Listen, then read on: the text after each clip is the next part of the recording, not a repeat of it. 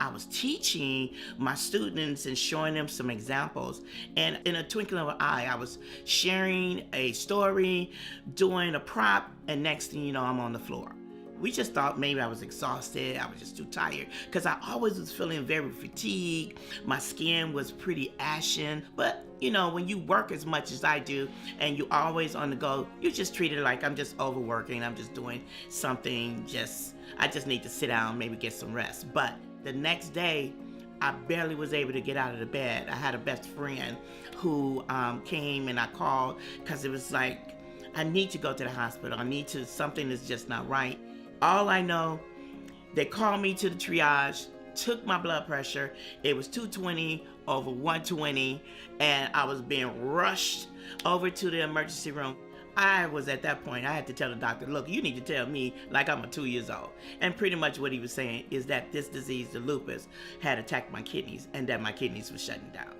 And so lupus was never a term or a probable cause until it took me to pass out, and it took it to start affecting my kidneys before I was really adequately, properly diagnosed with lupus.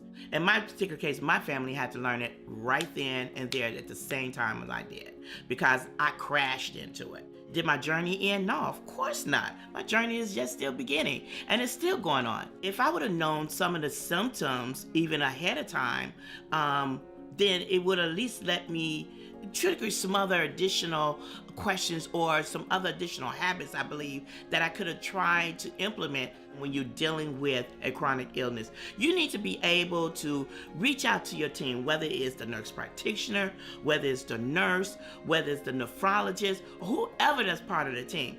Everybody has a role. Lupus is one of those diseases that it takes a whole tribe. It's not somebody, just not an island of one.